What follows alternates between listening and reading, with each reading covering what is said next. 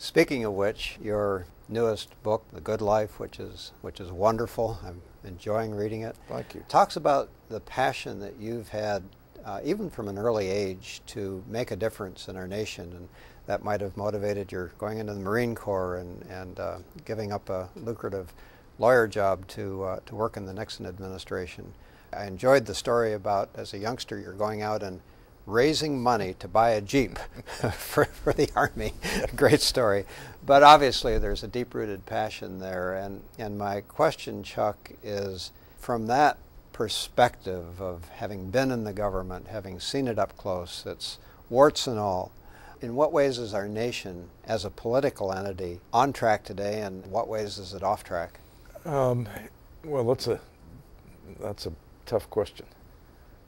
In many ways, our nation is doing extremely well in terms of our generosity to Africa, our concern with AIDS, the passion of this particular president for human rights. I've talked to him on the slave trafficking of women and the Sudan, where people were being sold in slavery, and we've had some extraordinary initiatives that have been hugely successful. I think in the defense against Islam, this nation has shown great resolve and against terrorism. It's a tough time in terms of the deterioration of our culture. The popular culture gets sicker and sicker and sicker. And you keep thinking, is there ever going to be an end to this? I think there's a backlash building towards popular culture, though. I think people are getting sick of this. They are getting tired of this. They're saying, turn this off. My wife and I rent old movies if we want to enjoy ourselves, relax some evening.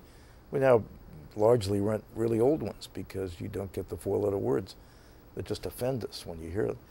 I think a lot of people, they're gonna start reacting against this. So, in one sense, it's the best of times. In one sense, it's the worst of times. It's the best of times because we're doing some things right, particularly trying to get the courts back to interpreting the law, not making it.